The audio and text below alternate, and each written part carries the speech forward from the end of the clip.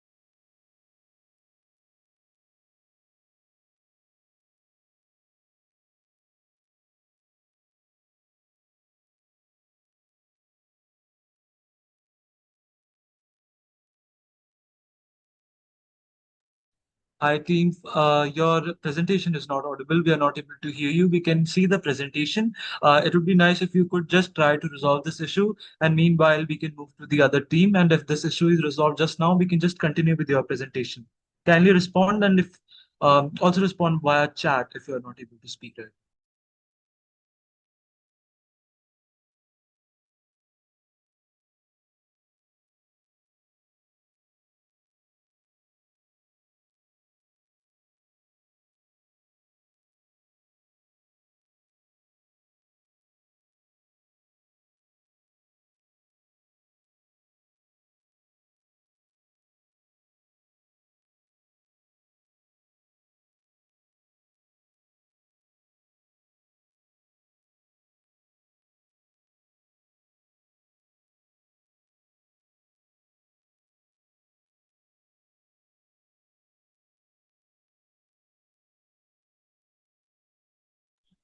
It would be best if you move on to the second team.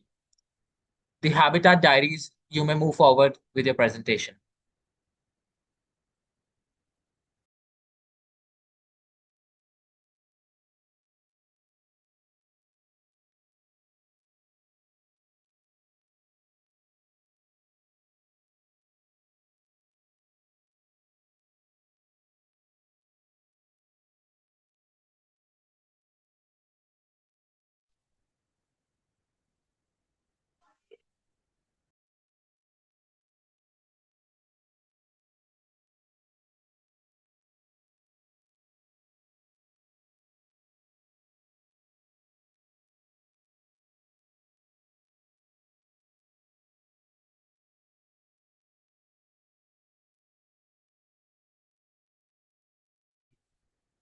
Um, while probably you are getting ready for your presentation, I would like to say something about ecosystems and the food chain. So could we start with that so that you can get ready, if that's okay with you all? Manjula, is that okay? Shall I do that?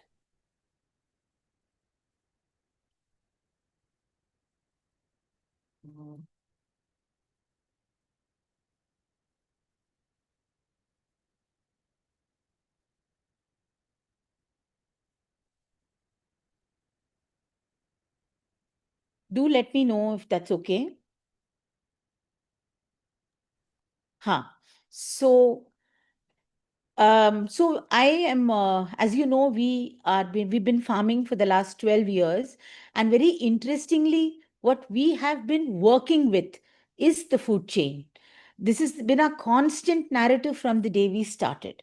Whether we started on a leased land or now, which is our own land, we started on a blank slate. And the first thing we did was that we planted. And when we planted and started growing things, a green carpet happened where there was barren land. And so using the sun, water, soil, and the elements that need to grow plants, we grew. We grew food forests, we grew open fields, we grew herbs, We grew medicinal crops and vegetable gardens, and we just grew. And then we realized we needed something to grow the soil because we were not planning to use any chemicals. So then we started using the herbivores that we have, like the cow, the cattle, the goats, the chicken.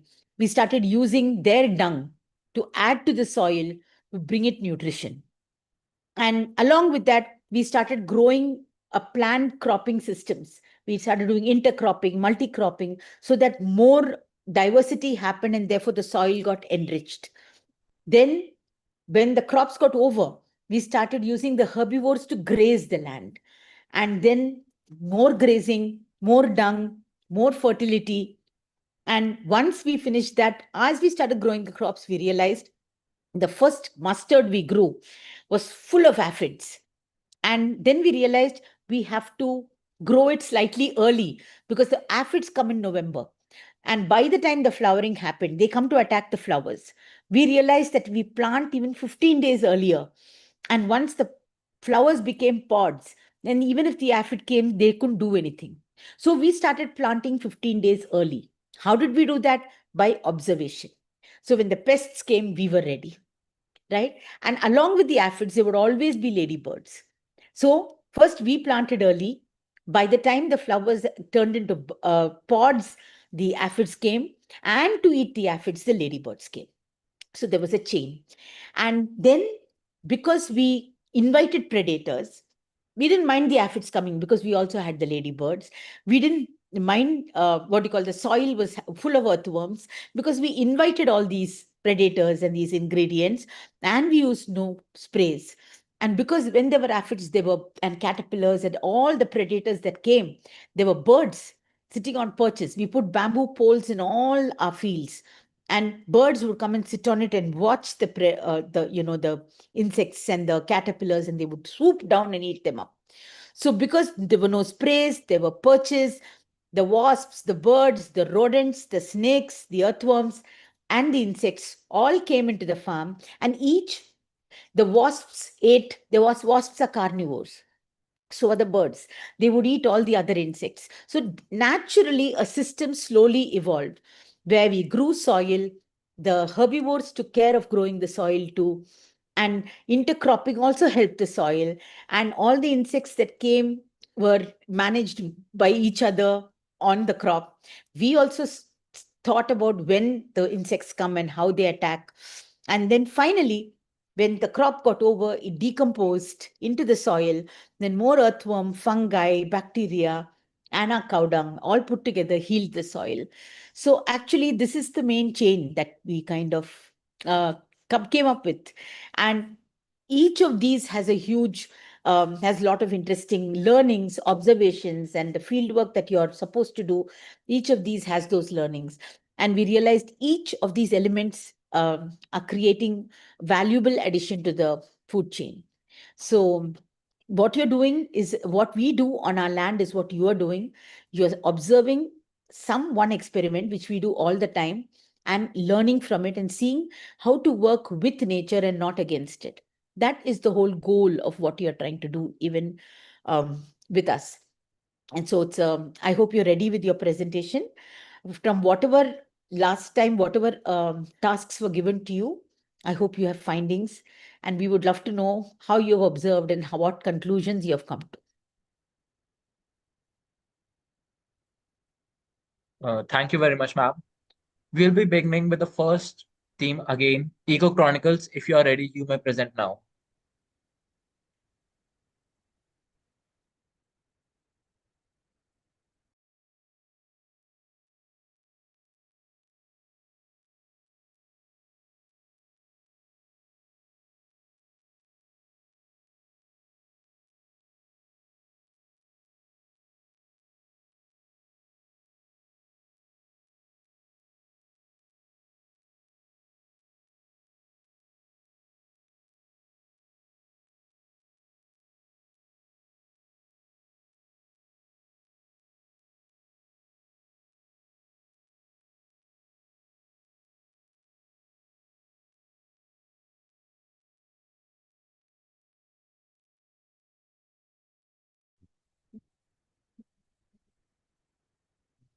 Should I start?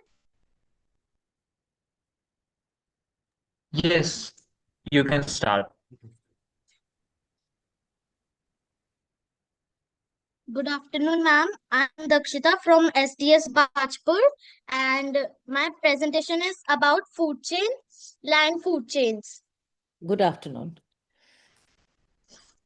So, a food chain is a series of organisms in an ecosystem which shows who is eaten by whom. And it also shows the transfer of energy in an ecosystem. It shows the relation between two or more organisms. So I have taken one common example of food chain, which is flowering plants, honeybees, frog, snake, and eagle. So there are five trophic levels. Flowering plants are the producers, honeybee the primary consumer, frog the secondary consumer, and snake territory, and then eagle the top consumer. This food chain works when honeybee collect pollen and nectar from the flowering plants. Then honeybee is eaten by frog, then frog by snake, and snake is eaten by eagle. So we are affecting these so many food chains by our actions. So I'm going to tell you about effects on food chain with human intervention and without human intervention. So first we will start with human intervention in food chain. So we are seeing that mainly the honeybees population is declining nowadays because of human intervention in its food chain. So the first example or the cause of is insecticides and pesticides. The farmers are spraying chemicals on crops that can kill bees and affect their ability to find food. Second is loss of flowering plants. We are doing urbanization and constructing many buildings and removing vegetation, reducing flowers that provide nectar and pollen. So honeybees population is decreasing. Third is habitat destruction. We are cutting trees for urbanization and clearing the forest, destroying natural areas that reduces suitable places for bee colonies and they lose their homes. Fourth and main is pollution. We are polluting the air and water, rivers, which will affect plants and insects in the aquatic river also, and the plants and insects that depend on them. These are the causes which human intervention are doing in this food chain, by which honeybees are declining. Now I'm going to talk about effects on food chain without human intervention. Thank you. Now, effects on food chain without human intervention are first, climate change. Changes in the temperature, rainfall can affect flowering seasons, causing flowers and bees to become active at different times. And change in flowering season and extreme heat, irregular rainfall, drought, diseases, these all come in climate change which affect honeybees population and food and supply and habitat of honeybees. Diseases and parasites. Some diseases and parasites like varroa, mites, viruses, fungi, and diseases like uh, other diseases can weak bee colonies and affect population of bees. So, huh? Hence, we are human intervention and effects on food chain without human intervention. Both are affecting the population of honeybees and are affecting the food chain also. Thank you.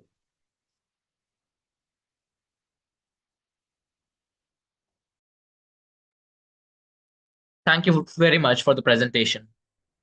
We'll now be moving on to the second theme, the Habitat Diaries. If you are ready, you may present your presentation.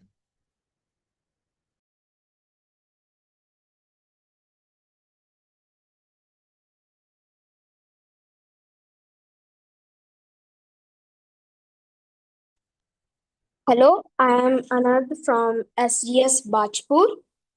Today, I am telling on human intervention and marine life. Marine food channels based on photoplankton, then krill, then small fish, then large fishes, then dolphins and orcas and whales. Then and this is a simple example. And the main pollution is of microplastic pollution. Plastic waste can break into microplastic. Small organism and fish can swallow them, eat them, and microplastic is moving through the food web. And we should stop plastic before it reaches rivers and oceans. Now, water pollution. Waste and chemicals are entering in rivers and oceans. Pollution can harm phytoplankton, fishes, and other marine life. It can damage to photoplankton, which can destroy the entire food chain because it is the base of the food chain. And after that, we have the climate change. Warmer ocean can change where marine life organisms live. Changes can affect photoplankton and krill. Food changes at the bottom and can affect predators. We should use greenhouse gas emissions, which can affect oceans. Now there is main thing: coral reef bleaching. Co- Coral live with tiny algae that help provide and food and color. When corals are stressed, they can lose their algae. The coral turns in white, and this is called bleaching. And my simple innovative solution is we should reduce single use plastic, collect plastic instead of letting it in drains. We should keep local waterways clean, and we should use biological method for suitable plastics and protect the base of the food chain, example photoplankton.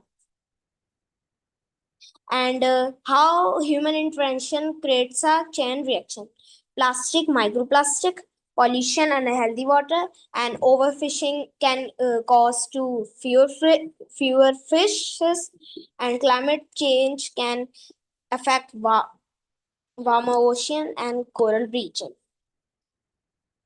And my conclusion is we should protect the smallest organism, and we can protect the whole marine food chain. We should use less plastic. We should do less pollution, responsible fishing, protect coral reefs, and healthier oceans. Thank you.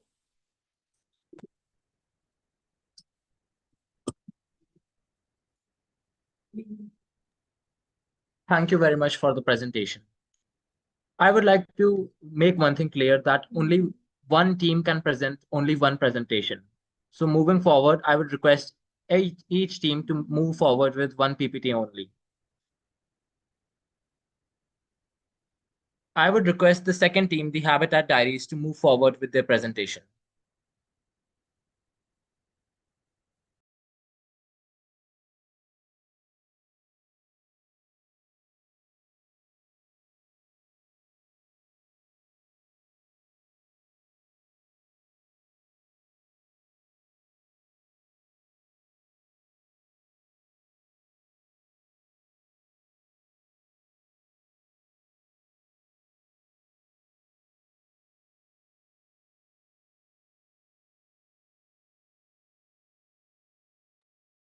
Habitat Diaries, are you ready with the presentation?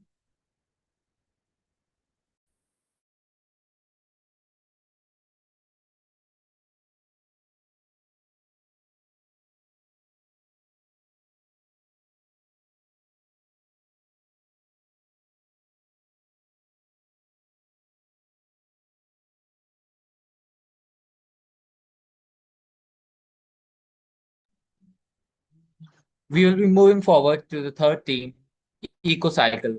You may present your PPT now.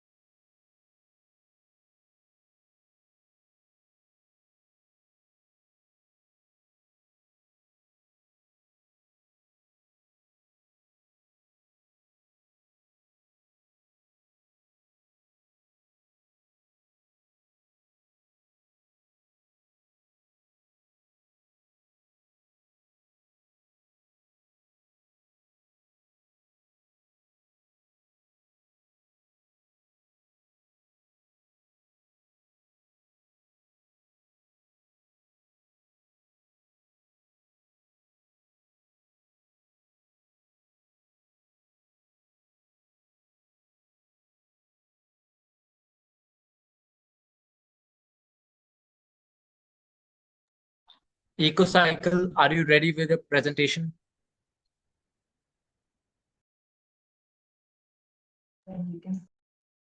Yes, sir. Wait.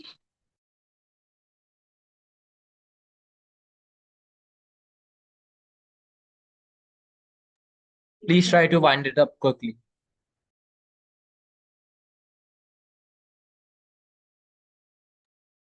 Sir, can we start? Yeah, absolutely.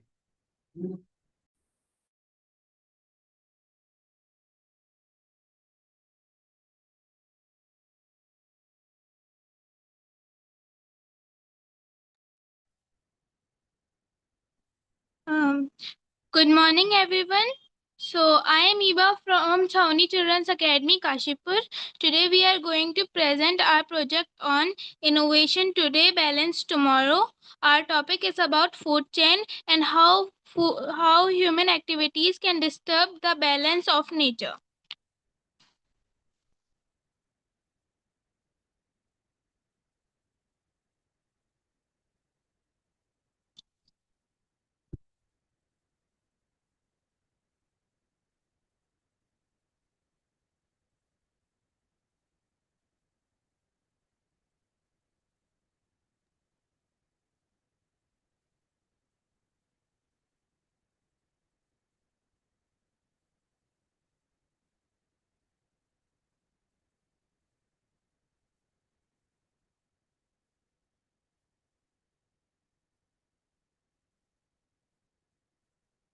A food chain shows how living organisms depend on each other for food.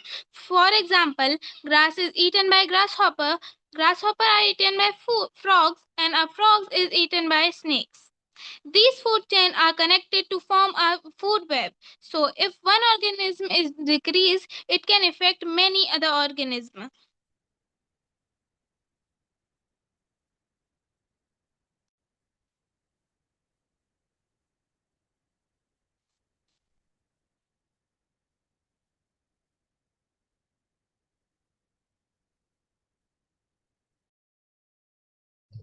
Human activities like using too many pesticides and chemicals can harm insects and other organisms. This can disturb the whole food chain.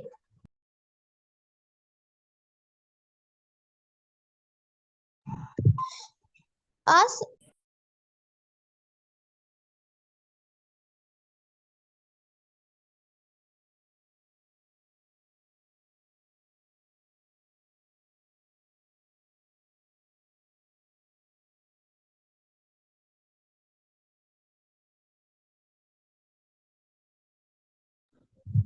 Our solution is to reduce harmful chemicals, protect biodiversity, and use natural methods whenever possible.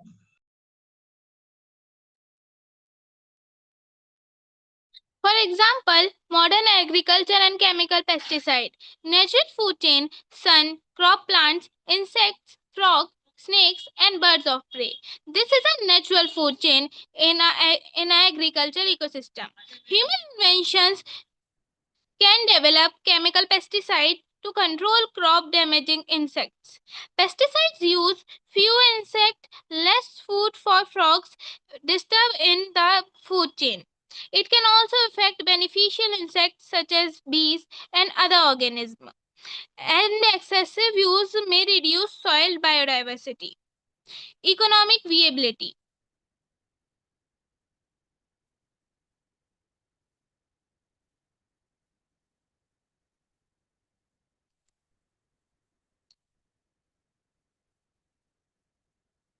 The solution should be protect farmers' income while reducing environmental damage, use integrated pest management IPM instead of relying only on pesticide, use biological control such as encouraging natural insect predator, grow crops that are suitable for the local climate, reduce unnecessary pesticides cost, use mixed cropping intercropping to reduce pest outbreak, reduce unnecessary pesticides costs, use mixed chopping interchopping in to reduce pest outbreak, selling sustainability produced cropped where possible.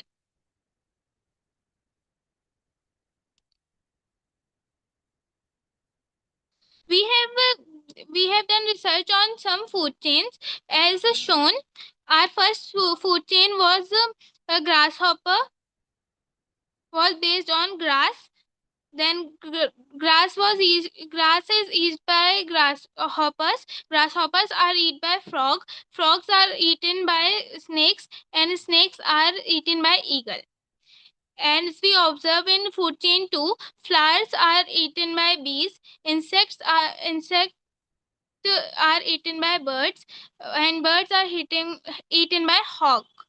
As in food chain 3, dead leaves are eaten by earthworm. Earthworm are eaten by birds. Birds are eaten by snakes, and snakes are eaten by eagle. As all four food chain are shown in the image given. And these all are connected to build a food web. If one animal is decreased, it can affect the whole food chain. We have observed many insects in our school garden as shown, and we have taken picture of them. We had find jolly apicilla, spot-eyed hoverfly or dronefly, and we have shown all the food web connected life.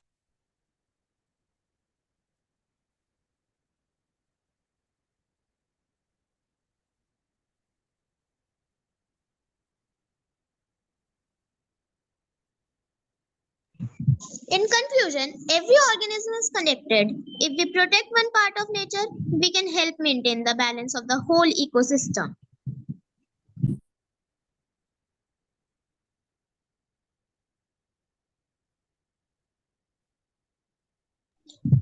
Thank you.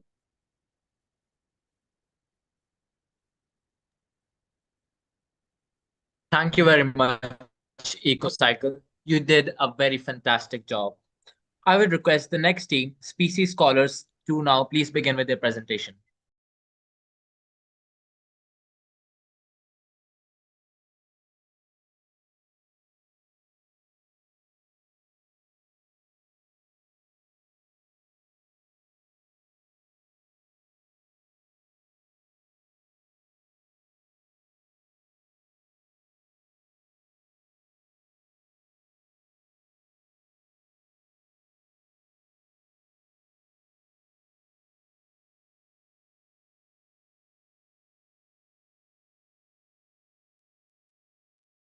Good afternoon, ma'am.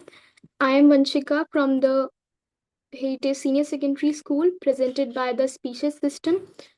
So, my topic is the life cycle and how it affects the whole ecosystem. So, on the slide one, let's first talk about the life cycle of bee and basically the introduction to the life cycle of bee. Bees go through different stages in the life cycle: egg, larva, pupa, and adult bee. Each stage has a specific role in the growth and development of the bee. Bees also plays an important role in nature by visiting flowers and helping in pollination. What we explore the life cycle, environment, and human role. In this project, we observe how bees' life and daily activities are shaped by its environment and how humans' care changes that relationship. Bees are important pollinators that connects flowering plants, food production, and healthy ecosystem. As they visit flowers, they collect nectar and pollen and can transfer pollens between flowers. So now let's go to the next slide. Slide number 2. Life of a bee without human intervention. In natures, bees grow and live according to the natural life cycle. They visit flowers such as sunflowers and marigolds to collect nectar and pollen. They move freely from flower to flower and continue their activities without human interference. They do not sit at one place, they changes their places, which helps in pollination. So here is the life cycle of an bee. First, it becomes an egg, 3 days. After that, it becomes a larva, and after a few days, it becomes pupa, and after a long time, a month, it becomes a fully adult. So, what is the key observation here? Without human intervention, bees follow environmental cures rather than a fixed human schedule. So now let's next slide with human intervention. If there is a human intervention, then how is the life of a bee?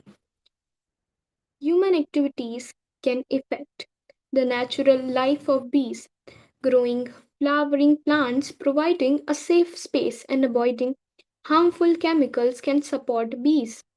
On the other hand, pesticides and destruction of flowering plants may disturb their natural activities. So, managed colony, what changes? Housing, health, pollination, then food, then after then breeding and harvest. Environment under management.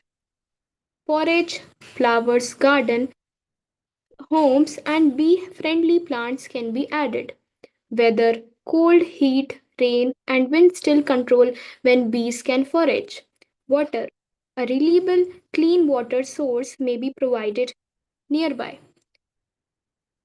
Okay, so next we have my V watching journal. So it is when I observe the bee. So this is my record. I have applied here observation time 7 to 9 a.m. and 4 to 6 p.m. When I was free, I was walking on the terrace. I found a bee, which I will show in the next slide, the photo.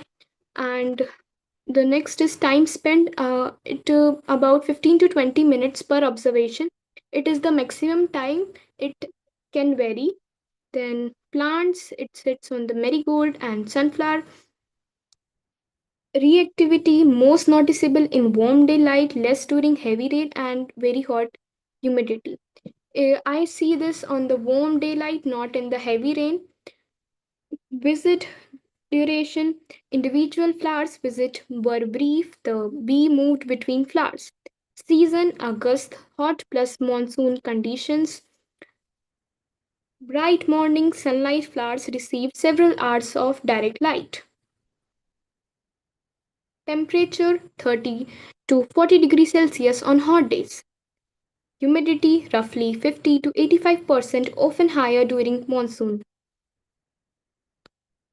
Sunlight, strong morning light, midday heat often reduce activity. Rain, July August showers sometimes interrupt flower visit. Wind, light breeze was manageable. Strong wind made flight harder. So this is the photo I was talking about. I have clicked during my observation.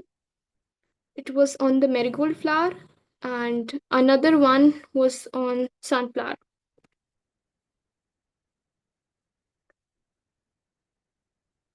So this is the short brief here what I observe. I observe bees visiting the marigold and sunflower plants on my terrace. The bees were mostly advised during the warm daylight hours. I noticed that the bees move from one flower to another while collecting nectar and pollen. Bees visit flowers to get food like nectar.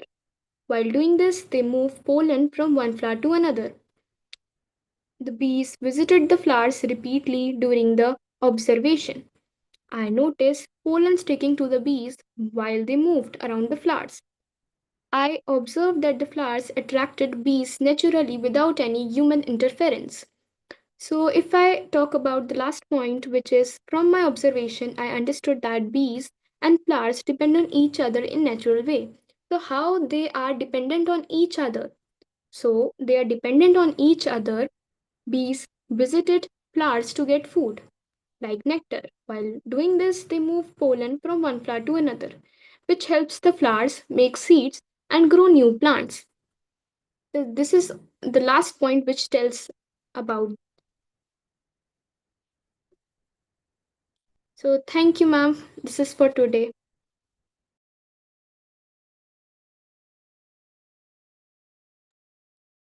Thank you very much, Species Systems. That was an amazing presentation.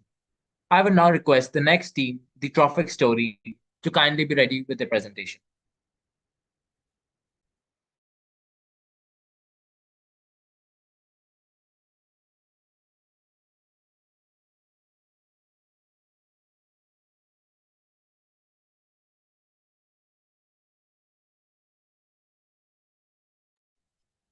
One, two, three, start. Good afternoon, everyone. We are the topic story from Pioneers Academy. Today, we are going to share what we discovered during our fieldwork. Our first study conducted near the composting area, close to the playground where the human interference was very low. The second location is adjacent to the school, which is the paddy.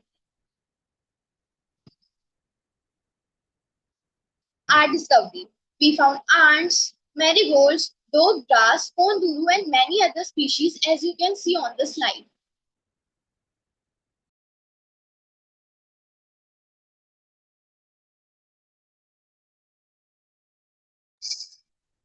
We observe these three food chains. We observe all the organisms shown in this food chain except the kite.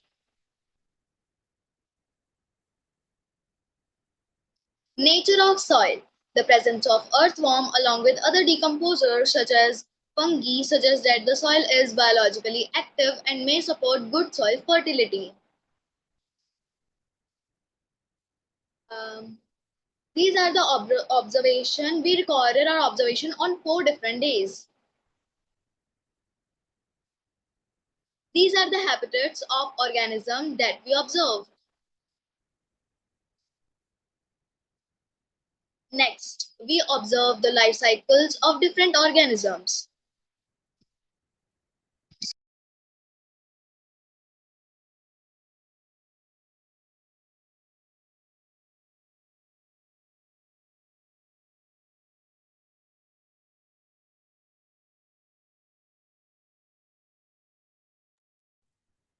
Next, we visited a paddy field near our school boundary.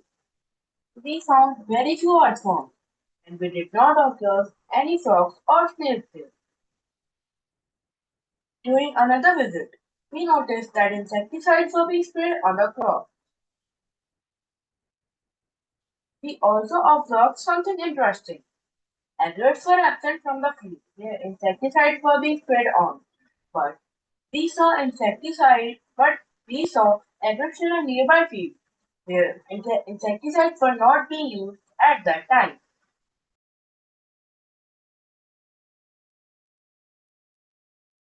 We also spoke to Mr. Krishna Mohan Upadhyay, a technical officer who has been working in the field of organic farming about for 24 years.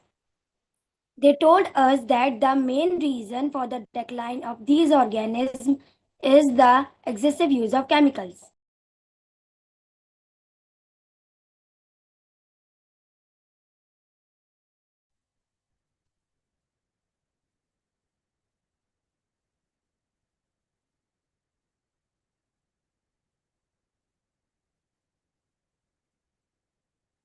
We learn about methods such as vermicomposting, green manure, Bijamrit, and Jivamrit. According to him, continuous use of these practices can gradually restore soil health with significant improvement seen over about 4 years.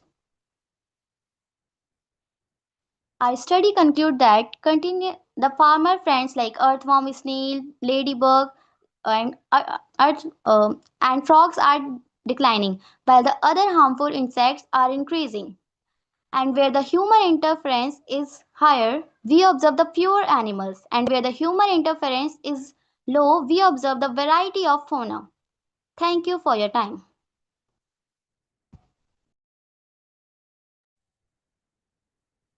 Thank you, the Trophic Story. That was a very strong presentation. I would now like to call upon the next team, Trophic Kin, to present their presentation.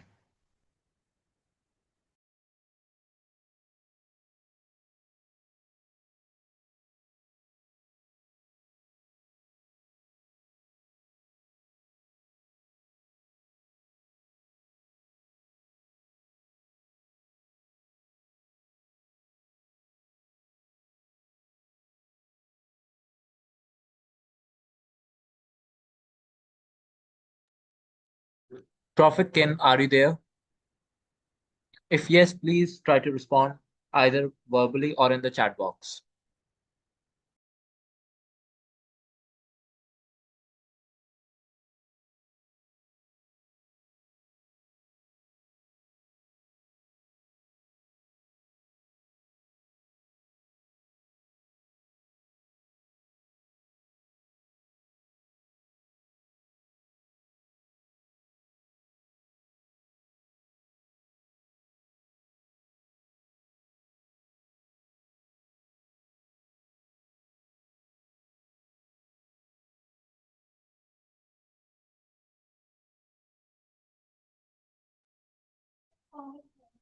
I would now like to call upon the next team, the biodiversity case, to please be ready with their presentation.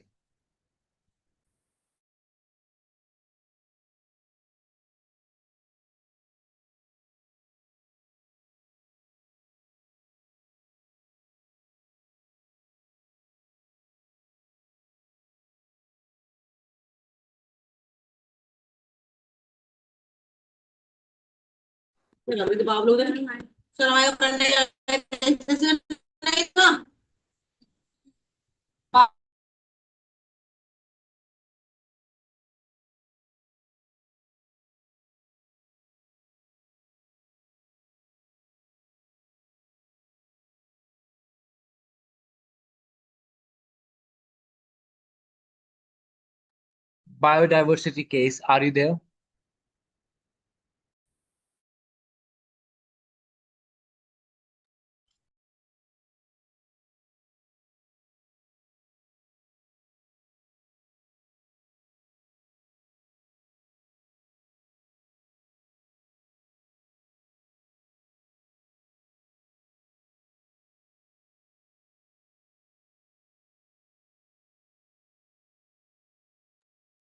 We move on to the next team, Habitat Continuum. You may present your presentation now.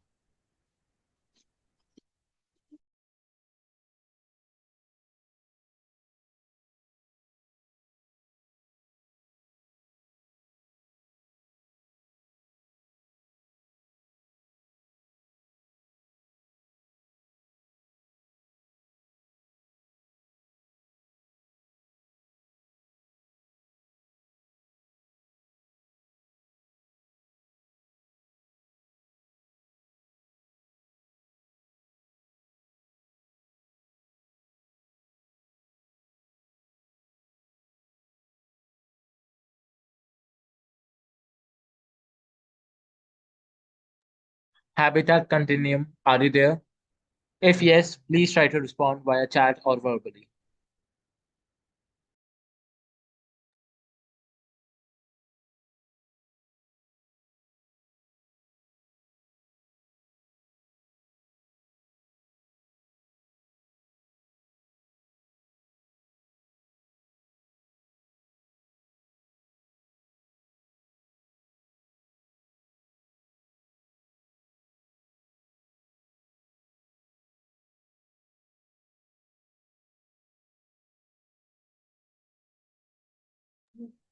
We now move forward to the next team, the EcoWeb. You may now move forward with your presentation.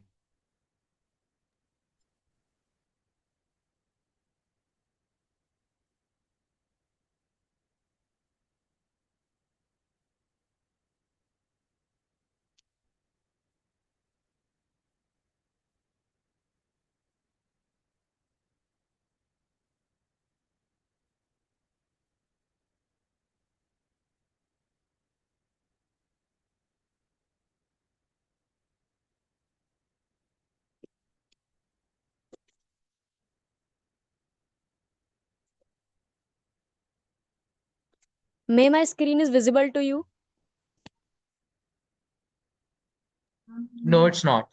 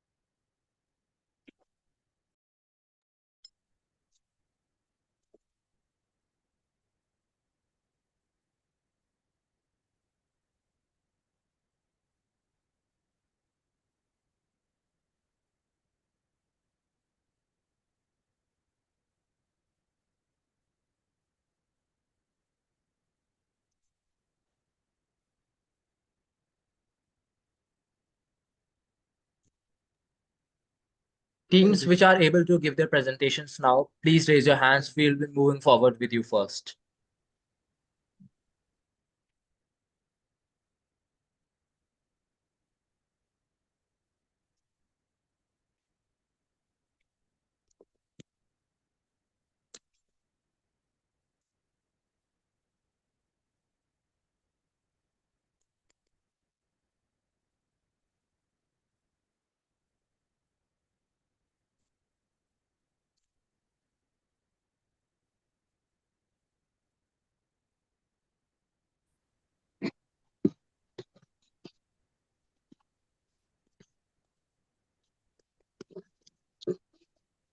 Is my screen visible?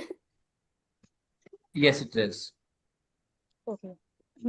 So, good morning and greetings to everyone. I am Olik from the team EcoVerb is here to present a presentation on topic food chain. We have done our 5 days. We have done our 5 days observation thrice a day, and we have collected some pictures also that will be seen to you afterwards. So now I would like to call my team member Tanmay to proceed the further. Tanmay. Good afternoon, everyone. This is our presentation, and the first slide shows the about the food chain we have researched on. So it is the normal food chain, like the producer is rose, and then rose is eaten by a honeybee, and then spider, and then lizard. This shows the energy flows from the producer to the top consumer, and it demonstrates how plants, insects, and animals are interconnected and how a change in one population can affect the entire ecosystem. Please, next slide.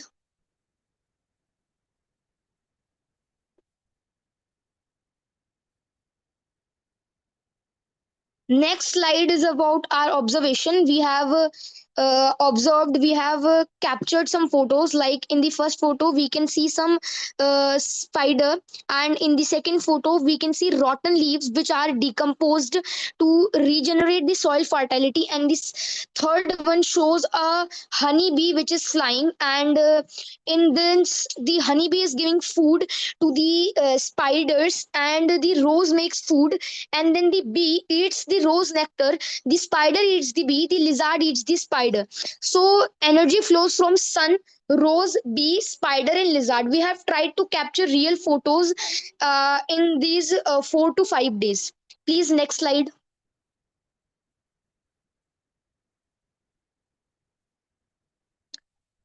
Our next slide shows when and how we have done our observation. So the time of the days, we have taken our observation thrice a day, in morning, in afternoon, and in the time between evening and night. And then the type of plants we have studied are rose plant, bitter gourd, and the like grasses. And we have seen the insects like honeybee, spider, and lizard. The type of soil is alluvial in our kitchen garden, as the alluvial soil is mostly found here. And the temperature and humidity, it is humid because the rainy season is going on, and the temperature was around 30 degrees when there was the sunny time, and in rainy periods there were 25 to 28 degrees Celsius. The season was rainy in the month of August. Sunlight was on the in the morning, direct sunlight, but slant rays in afternoon and evening. Please, next slide.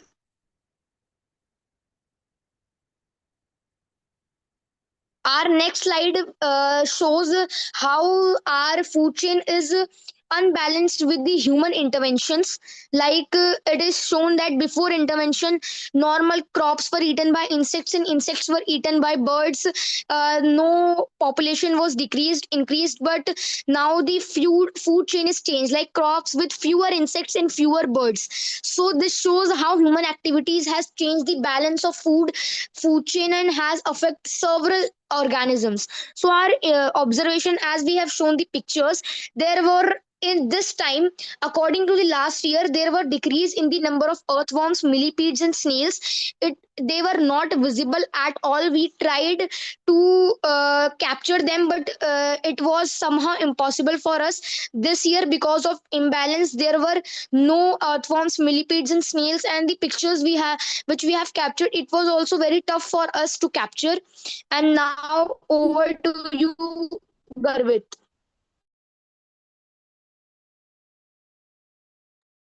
Now, Garvit, please come forward to explain further.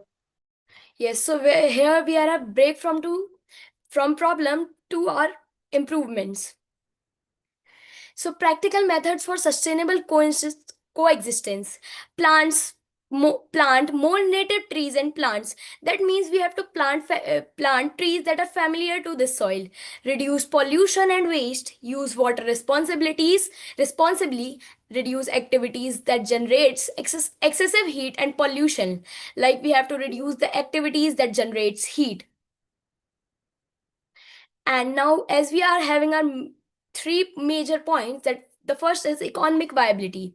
The economic viability majorly means that how much we have give it to the plant, so we can get it in return.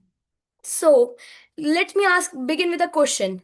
Do you think when you see a rose, does it play any role in ecosystem? Yes, because it helps in pollinator fuels, shelters, winter food, and soil binding. That means strong root networks that prevents erosions. Now we are here to talk about the economic viabilities of honeybees and lizards. Honeybees are vital to agriculture, ecosystem, and science. We can make the ecosystem economic viable by cross pollination, ecosystem balance, and biomedical models. Lizards have economic value through natural pest controls and maintaining ecological balance. Protecting this food chain can reduce pesticide costs, support pollination and honey production, and maintain natural pest control. Now we are having our second major point, regenerative systems to ensure and soil fertility. We can use the soil again and again by composting, green manure, agroforestry, no or minimum tillage, soil cover management, natural nutrient cycling, rainwater conservation. That mainly means how we can convert irrigation. Now, I So now, our another team member, Ayush Singh, will proceed the further. Ayush. Okay.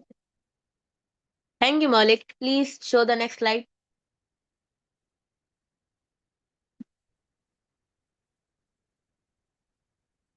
Okay, thanks.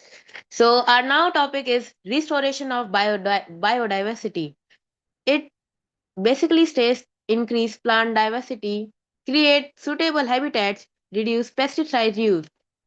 Uh, as the people who presented their presentations earlier, they stated that the population of insects, millipedes, and snails are getting reduced due to increased use of pesticides. I would like to repeat that, and that's it, absolutely correct. Increased use of pesticide is the main reason of reduced population of the insects that used to come out in the rainy season. I have myself observed that there is nearly no earthworm that crawls on my road. Earlier in 2021 to 2024, I used to observe them. They were a lot. Second point, the third other point is encourage natural pest control.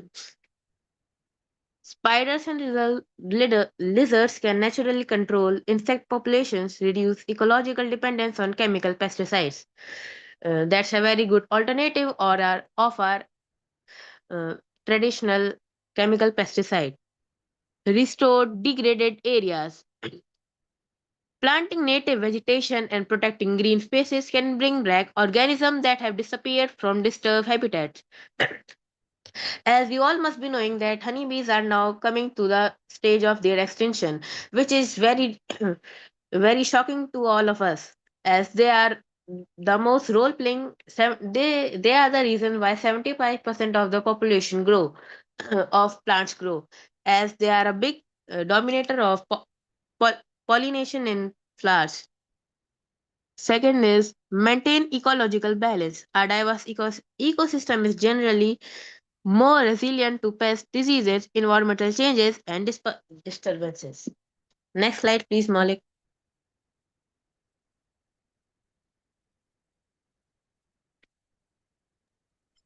Okay, that's all. That is the presentation present by our team EcoVerb. May our presentation is good. Thank you. Thank you, everyone, for your attention.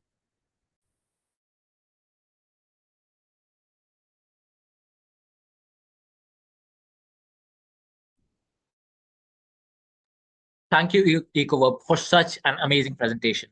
I would now request all the remaining teams that are ready with their presentations to please raise their hand.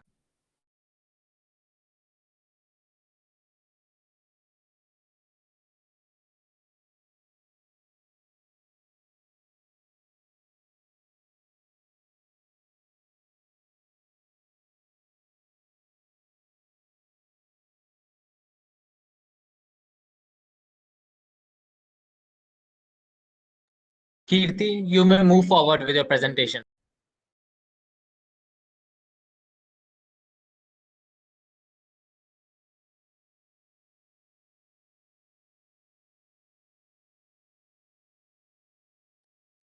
Kirti, you may move forward with your presentation.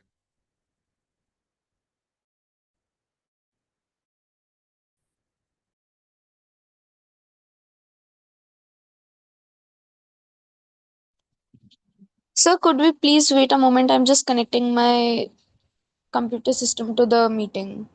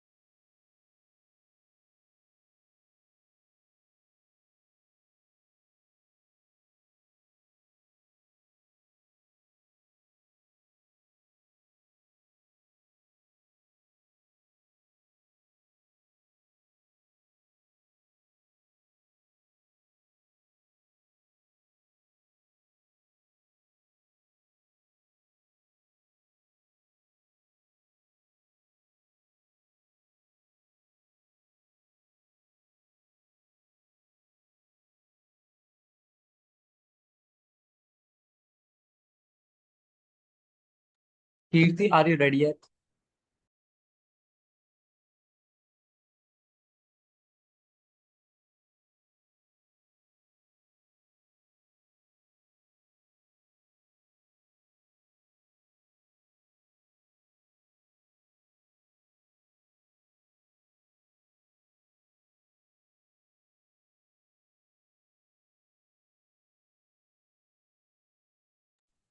Sir, could we please proceed with the other team while I'm connecting my computer? We'll present it after another one. Okay, no worries. I would request the team Eco Chain to please be ready with the presentations. You may move forward now.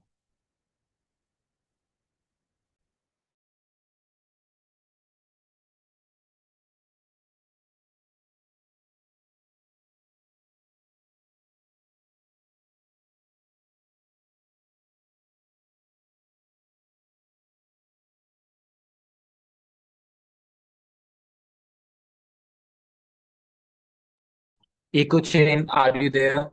If yes, please try to respond verbally or via the chat box.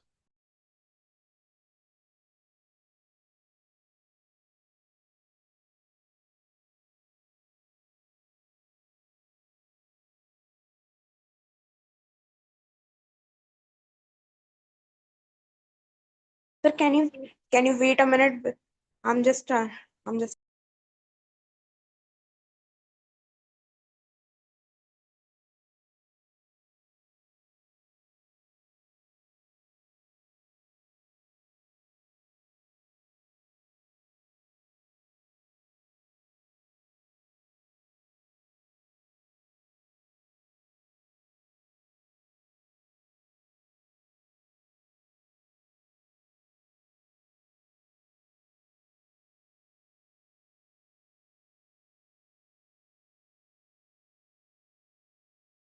Sir, can you please move forward to the next team? I I need to I need some time to start. I need some time to start. Yeah, no problem.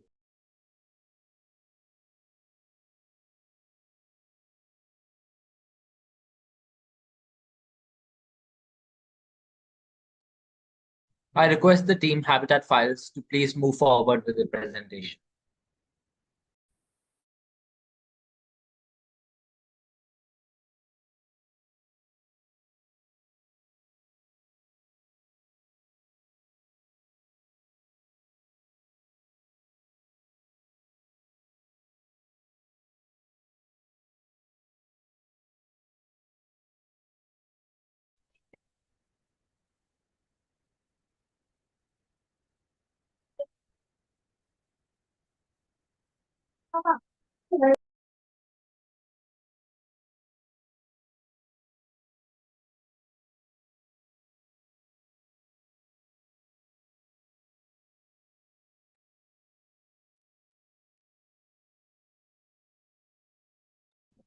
Teams that still have to give their presentations, please raise your hand.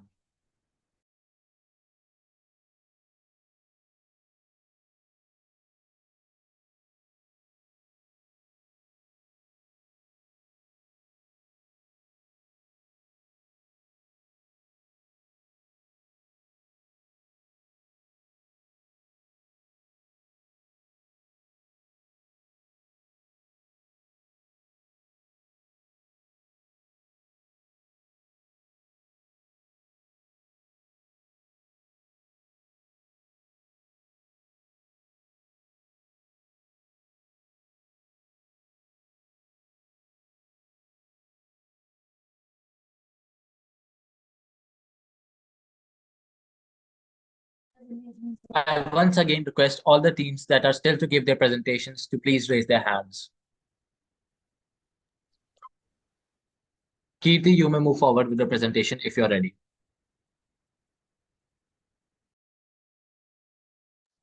Yes, sure. Thanks. Sir, could I please present the PPT on my camera because I'm unable to join it with my PC? Yeah, sure. Whatever works for you.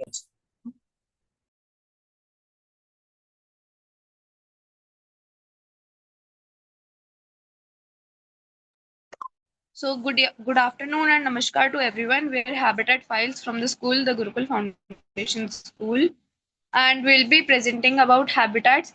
We have still not covered our observations, so we'll be starting with the base and foundation first that we have created. What is a habitat?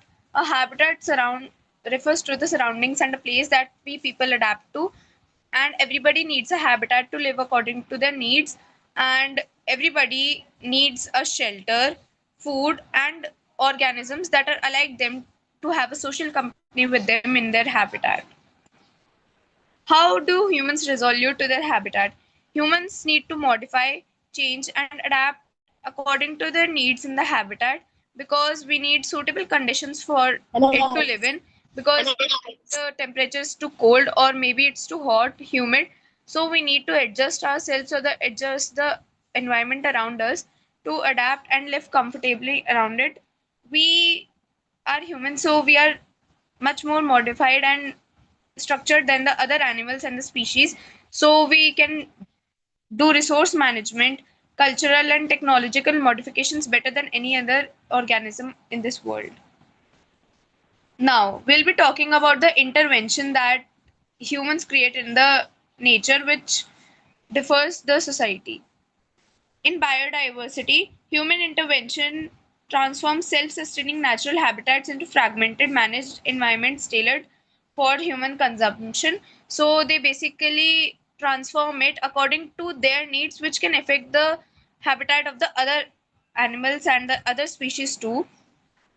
But while in the biodiversity that is given to us by the nature, they provide us high species richness, and they're the main species from which we adapt and change it accordingly. And we also may create other species based from that, but the main resource or the main source is by the nature. Structure and continuity. So we fragment them by roads, agriculture, and urban infrastructure. So after that, we can just we made the roads and we modify the structure a lot, and but in the natural presentation they are continuous connected landscapes which allow a free animal movement, while in the nature that we have given to the animals, they may not be able to freely move around because there are many things that can affect their lives, and maybe there are some cars and other things also that affect them. So we have also created another PPT. Can we share that too?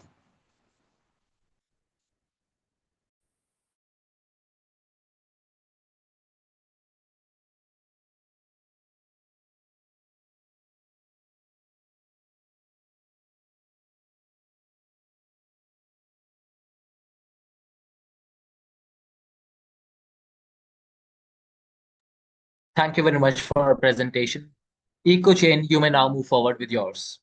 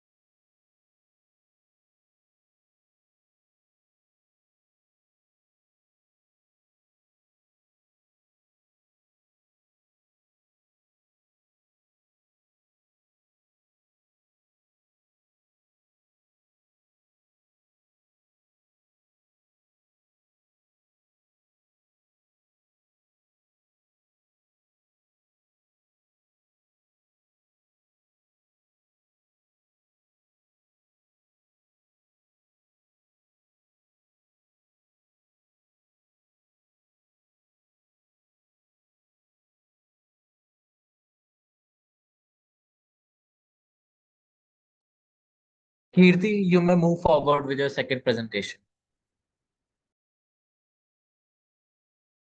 Thank, thank you so much.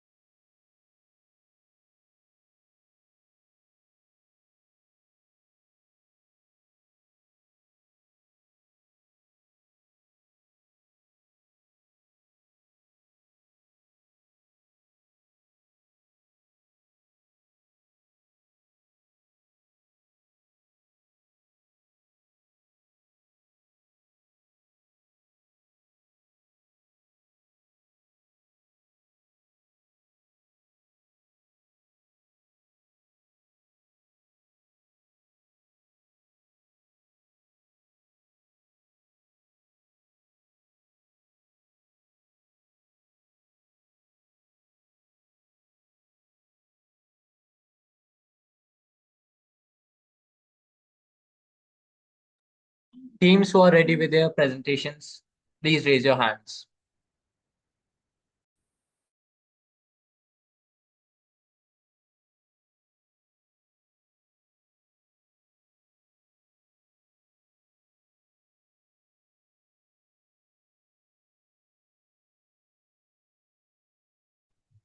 Is my screen visible, sir? Yes, it is.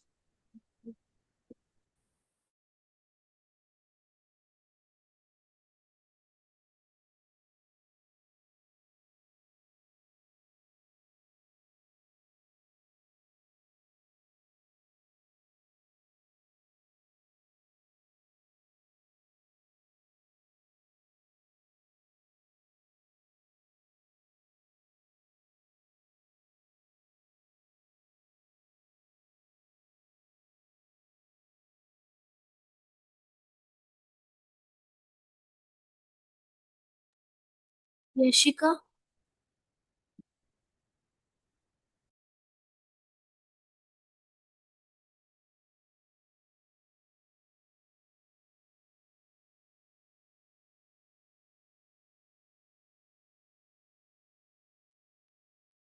Namaskar everyone. I'm Bhavya Gupta from the Gurukul Foundation School, and our team name is Habitat Files, and this is the second presentation. In this, we will learn what is a food chain. In this, we have seen that how food chain is connected with each other. Like first, plant is eaten by an insect, and then an insect is eaten by a small bird. Plant is the producer here, and insect is the consumer. Then bird is the predator. Next is how we observe this. First, we have seen the date, then we have seen at which time it has been observed, the location, we have observed the organisms, then at which temperature they are living at, the humidity they can handle, the sunlight, the season, plant soil conditions, like in which type of soil they are living. And the next is the number of observations. First, we will show the first observation, which is about how it house fly and food materials are related to each other. Uh, it the observation is of date 16 August. The time, the location is of nearby the road. There is a piece of food, a biscuit on the road, and the flies are coming over there. This shows that flies and house flies are attracted by sweets or the food items. Then we have an human intervention in which we have shown the organic food materials, then houseflies and insect eating predators. In this, we used insecticide use, reduction of target insects, possible change in prey availability, possible effects on insects eating organisms. Our sustainable approaches were good sanitation and waste management, prevent exposed food and organic waste, use target pest control when necessary, avoid unnecessary chemical uses. Then we have seen a small in observation too, a small flying insect and a relation between a house lizard. We see most of the times when a mosquito or any small insects are flying, mainly lizards are attracted through them. This is the image of the wall of the house, which was captured on 12th August. This here, the predator is the house lizard, and the prey is the mosquito. This shows that how lizards are attracted to small flying insects or small insects like ants and all also. Then our observation too in artificial light at night. In this artificial, when we put an artificial light on in a dark room, then the activities of the lizards or mosquitoes gets changed. Like if there is a lizard, we put an artificial light at them in completely dark room, or like it is night. If we put the light, then those lizards will get disturbed. So this is what we have shown in artificial light at night. This influences the lizards opportunities and behaviors. Then human effects on food chains. First, housefly. This is an direct intervention. Insecticide use changes insect population, possible food web effects. In this, humans mainly put pests on these followings to reduce the housefly and house lizards. Mainly, house lizards are disturbed through an artificial light, as shown in observation 2. Now, the other topic is how can humans and other species coexist sustainability. First is economic viability. Use of practical and affordable pest management methods rather than unnecessary chemical controls. Then second is regenerative system and soil fertility. Manage organic waste responsibly and manage healthy natural systems. Then comes the restoration of biodiversity. Reduce unnecessary disturbance to insects, lizards, and other organisms and protect local biodiversity. Our goal is not just to eliminate every organism that finds human inconvenient, but to manage ecosystem responsibly. Now, the last is what we learned from this observation. Our observations show that living things around us are connected through a food chain. We saw a house fly around food and a house lizard eating a flying insect. Human activities like using insecticides and artificial lights can affect these relationships. This shows why we should use things carefully and protect our nature. So, this is the lesson and the conclusion we learned from this whole observation. Thank you for giving this much time.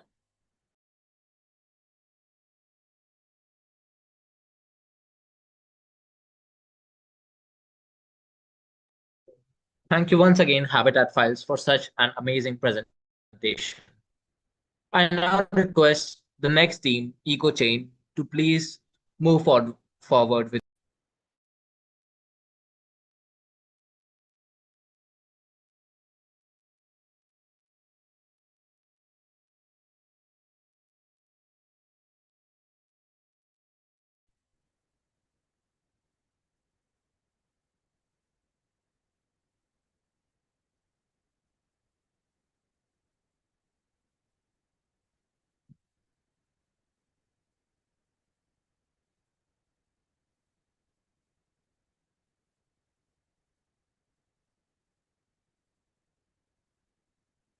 Slide.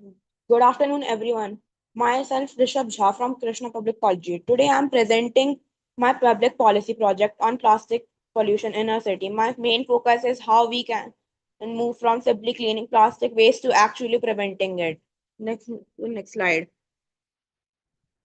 The problem. Plastic is everywhere in a city, in markets, streets, trains, and public places. A lot of it becomes waste because of single-use plastic littering and poor waste segregation. This creates a problem for both environment and cities. Let's move on to the next slide. From use to pollution. This flowchart shows how plastic moves through the city system. We buy it, use it, throw it in a bin, and then it is collected and sorted. The problem is that some plastic escapes the system and becomes pollution. Let's move on to the next slide. Impacts on the city. Plastic pollution can affect drainage, land, and water, and makes public space less clean. It also means recyclable plastic can be wasted when it gets mixed with other waste. Let's move on to the next slide. Slide 5. Policy framework.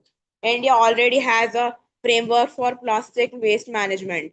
It includes rules for plastic waste, extended producers' responsibility, and measures against certain single use plastic items. But good policies also need strong implementation. Slide 6. Policy.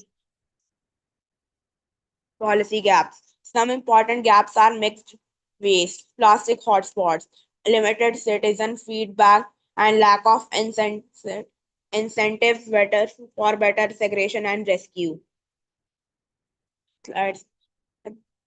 Proposed city policy. My proposed solution is a plastic smart city loop. First, we reduce unnecessary plastic. Second, we segregate waste properly. Third, we recover and recycle as much plastic as possible. We can also map plastic hotspots, create an easy reporting system, and publish the city's progress. Implementation. This cannot be done by one group alone. The municipal body manages the system, businesses reduce unnecessary plastic waste, workers collect and sort it, citizens segregate their waste, and schools, young people can spread awareness. Monitoring and accountability. To know whether the policy works, the city should measure collection, segregation, recovery, reduction of hotspots, and how quickly complaints are solved. The results should be reviewed regularly. Expected impact. If this policy works, we can have a cleaner streets, less plastic entering drains, and the environment better recycling and greater citizen participation. Slide Slide 11, the conclusion. So many policies can be summarized in 4 steps. Prevent plastic, segregate it, recover what can be recycled, and make the result. A cleaner city is not only the government's responsibility, it's everyone's responsibility. Thank you for listening. I hope we can all contribute to making our city cleaner and more sustainable.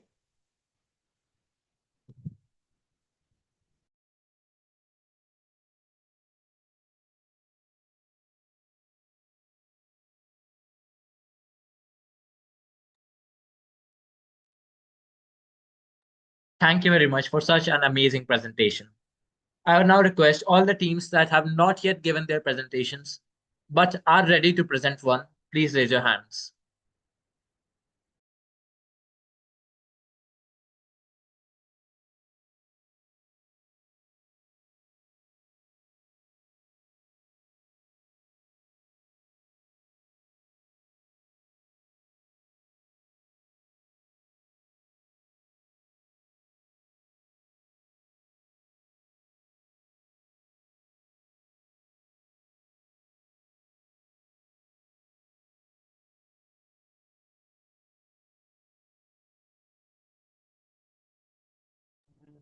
I once again request all the teams that are ready with their presentations to please raise your hands.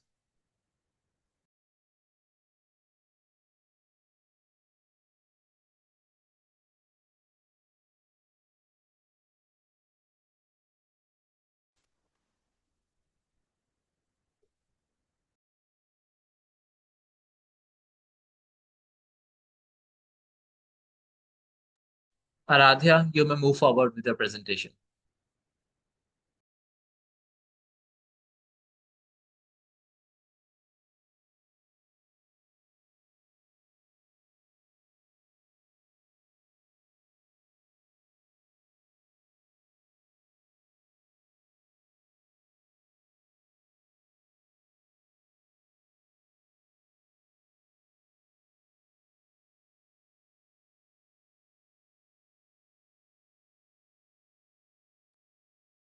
Aradhya, you may please move forward with your presentation if you're ready.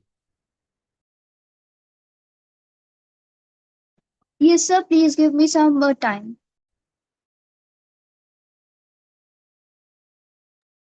Sure.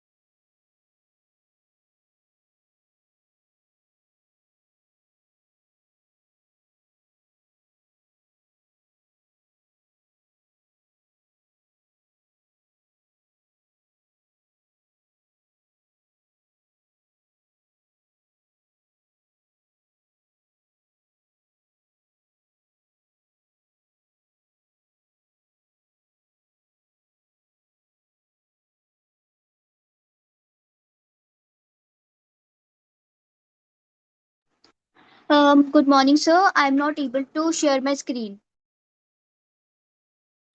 but I can yes give the presentation orally. If it is possible, you could just share the presentation on your camera. Otherwise, Okay, sir, I will try.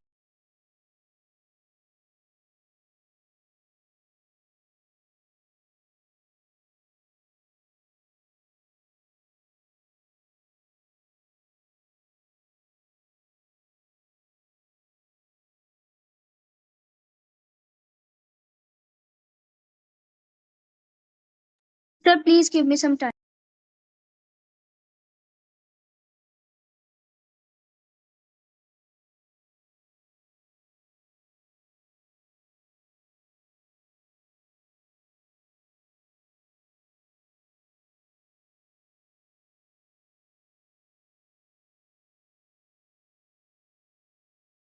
are there any other teams with their presentations ready? If yes, please raise your hands.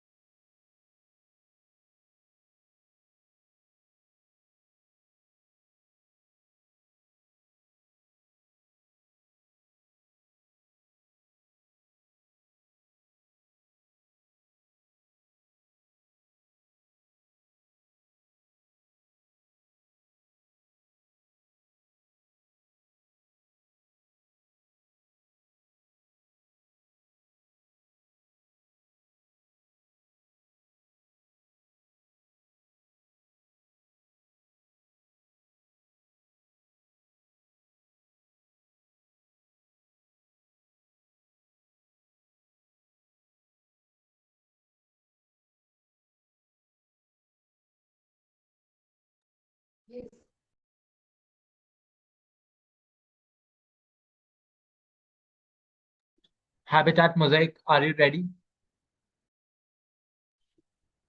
Can I do from Little Scholars, Arna Kedia?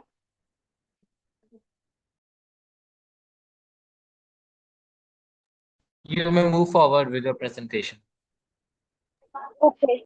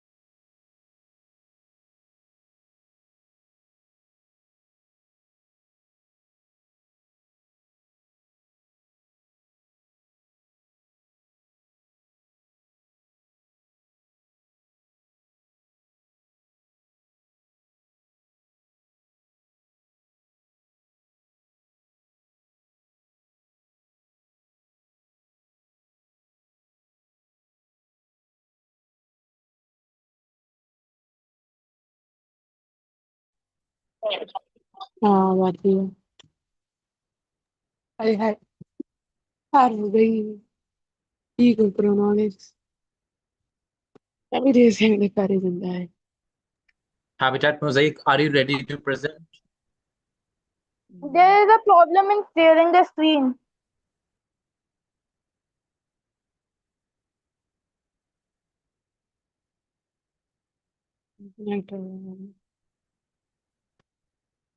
Hmm.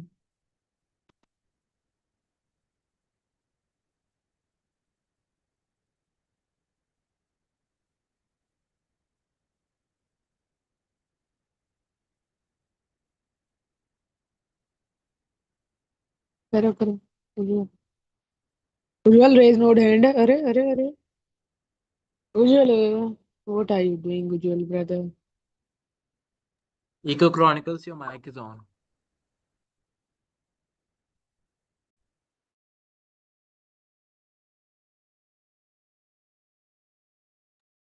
Can I please?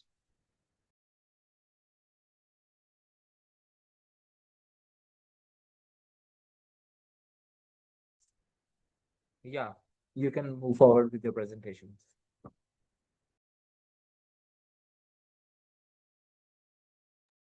Good afternoon, present everyone present over here. I Ujjwal from Ecoclonics Shishmay School. I have choose common food chain from in our surrounding. First, grass as a producer, followed by grasshopper as a primary consumer, the frog as a secondary consumer, and the snake as a tertiary consumer, and finally the eagle as an apex predator.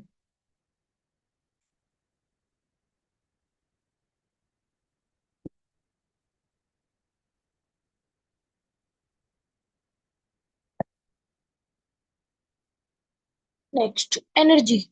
Energy transfers as energy moves from sun to grass and then up through the each level of food chain. A large portion of it is lost as heat at each step. This is why there are usually fewer predators at the top because there's less energy available to support them. As primary producers get 100% of heat energy, primary consumer get 10%, secondary consumer get 1%, and tertiary consumers get only 0.1%.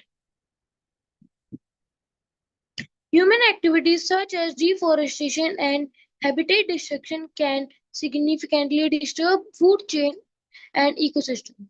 Conservation methods involve protecting natural habitats, reducing pollution, planting trees, and promoting sustainable practices to ensure ecosystem sustainability.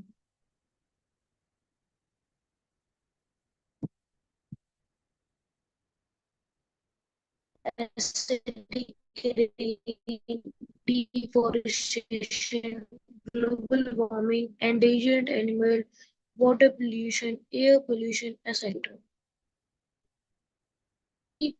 Uh, one of the part of food chains is absent. Let's take example of frog. In the food chain, if sorry snake. In this food chain, if snake is removed, the population of frog would increase because they have fewer predators. If there are more frogs, they would eat more grasshoppers, causing grasshoppers population to decrease. With few grasshoppers, the grass would have less grazing pressure and could grow more. Finally, the eagles would have fewer snakes to eat and might need to find another food source.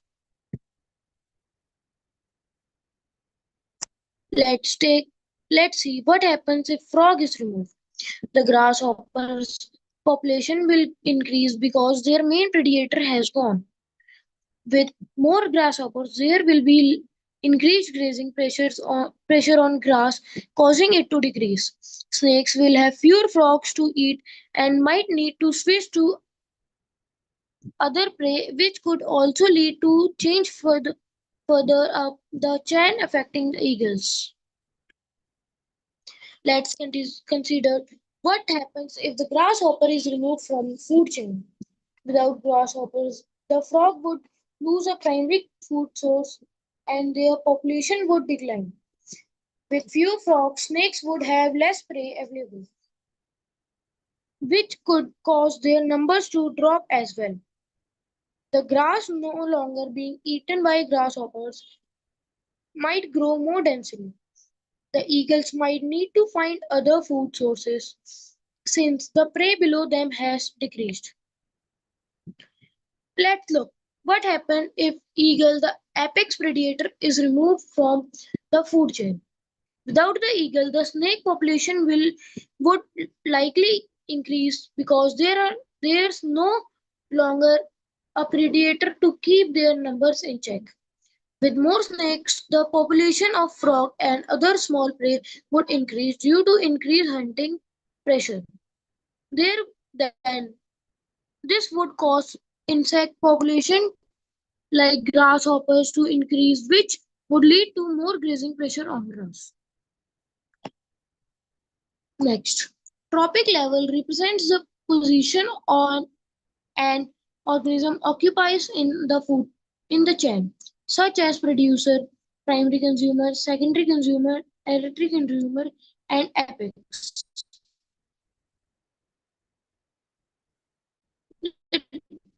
Decomposers such as bacteria and fungi are essential because they break down dead organisms and return nutrients to soil to be used by producers again.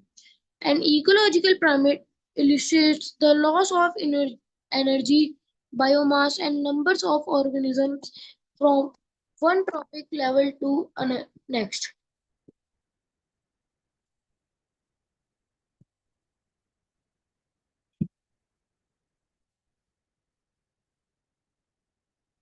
In an ecosystem to obtain nutrition and energy. This chain is important because it manages the flow of energy from sun through producers, consumer, and decomposers, maintaining a balanced ecosystem. When one part of chain is altered, it causes a disruption that can affect all other living things in the environment.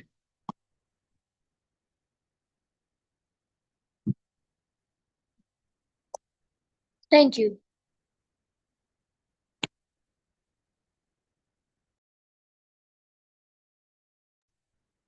Thank you very much for your presentation. Is Habitat Mosaic ready?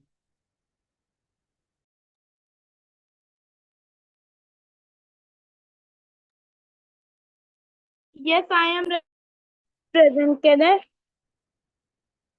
Yeah, absolutely. You may move forward.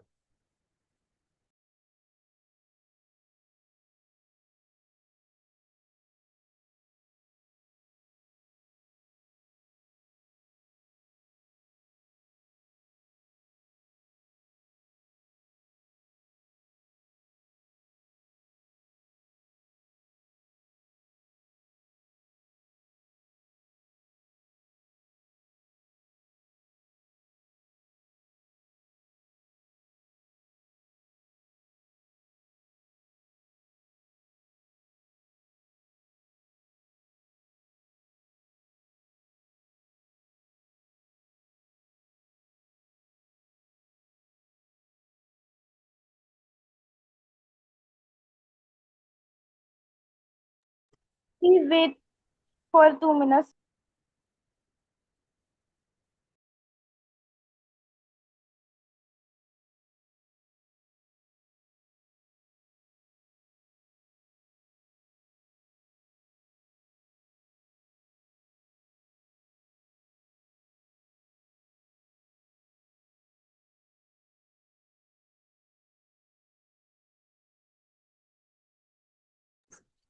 We have to wind up with the presentations by 4:55 p.m. So I would request you to please present your presentation quickly. Otherwise, you could just send it on WhatsApp and the mentors will review it.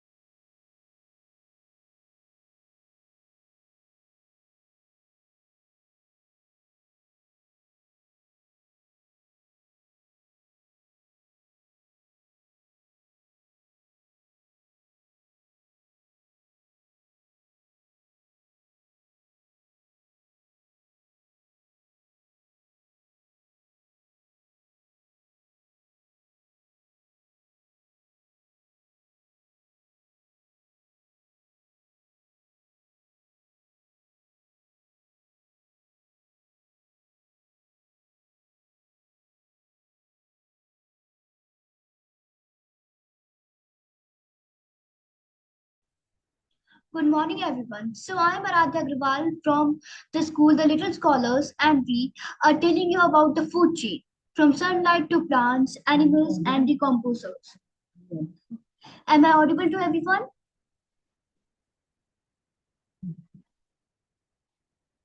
Yes, you're audible. Can I start? Yes, you may start. Thank you so much. So let's look at our first slide. We can see the sun along with the three plants, brinjal, okra, and pumpkin, which we were observing. So the sun is extremely important because it is the main source of energy for almost every food chain. Plants use the sunlight to prepare their own food through the process called photosynthesis. This makes plants the starting point of most of the food chains and even the all food chains.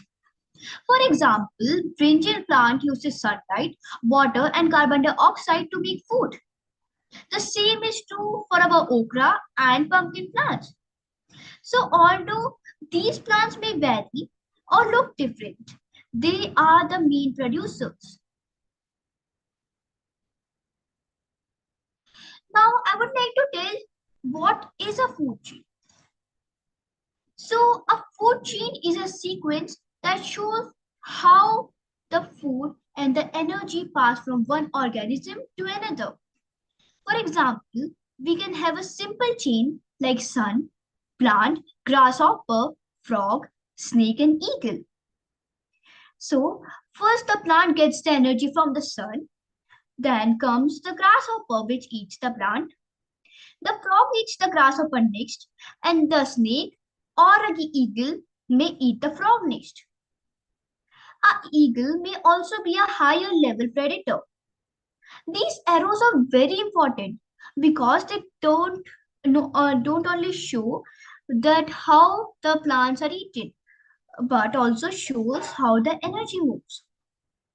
So this does not simply tell whom eats whom, but tells the energy flow. Let's move to our third slide. The producers. We come to the plants now. So the plants are mainly called the producers. Let's take our three examples. First, we have the brinjal. It is also called an eggplant. Next is the okra, also called a finger. And finally, we have pumpkin, which grows on spreading vine. All these three contain green leaves that are called chlorophyll, that contain chlorophyll. With the help of sunlight, water, and carbon dioxide, plants produce food. That is why plants are extremely important in the ecosystem.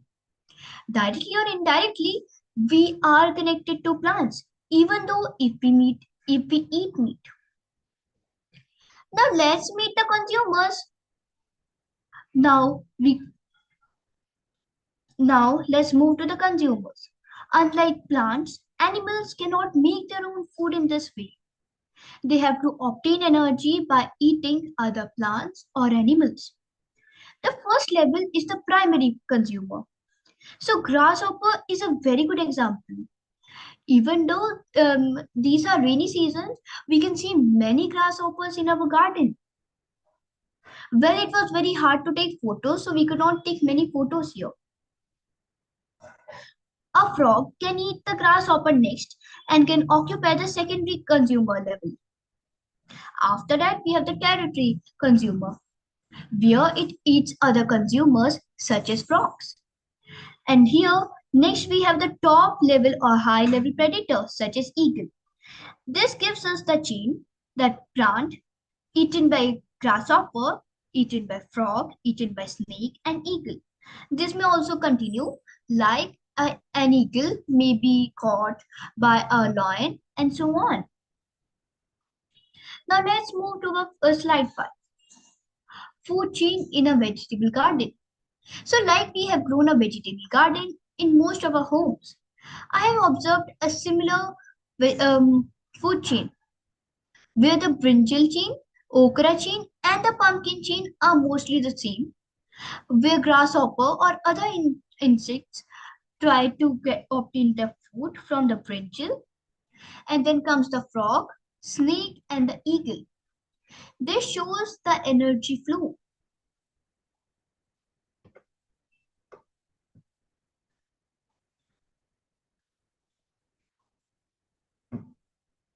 The decomposers.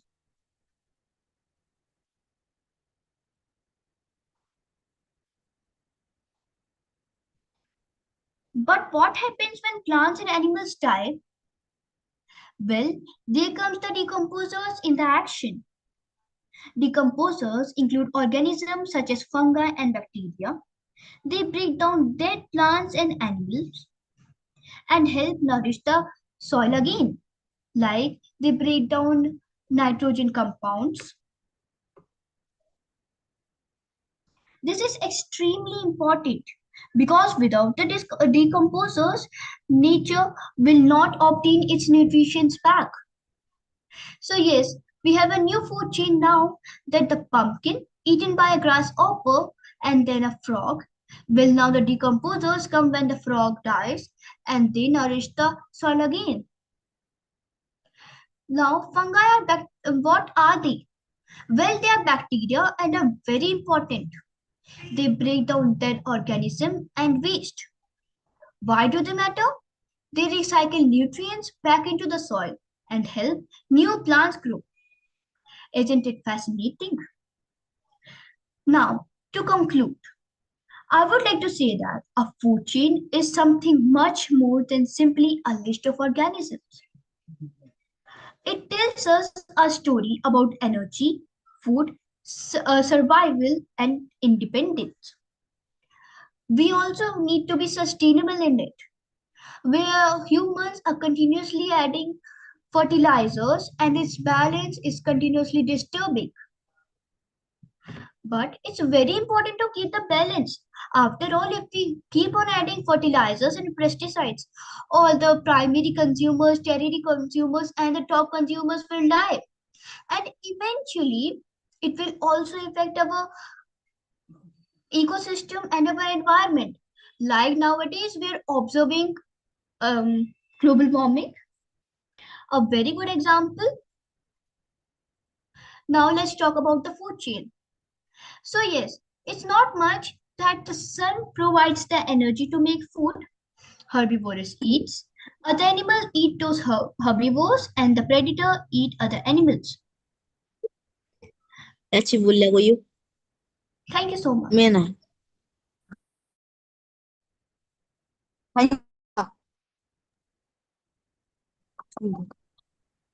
I see Oppo CPH2753 has something to say. Anyway, is there something to say? अच्छा edit कर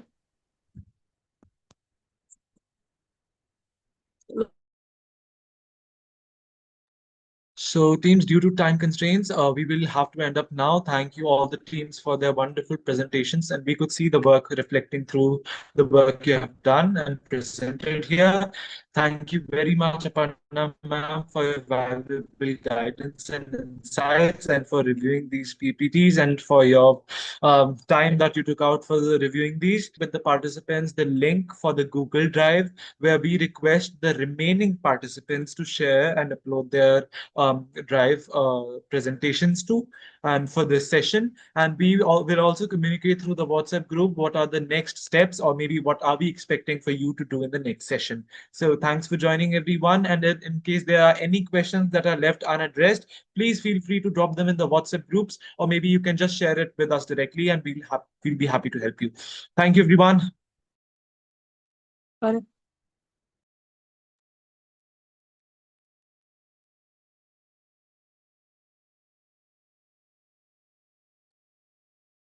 Sorry for interrupting you. Can I present my presentation now?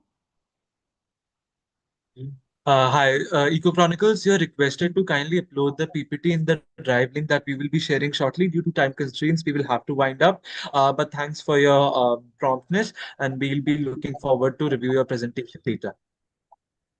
Okay.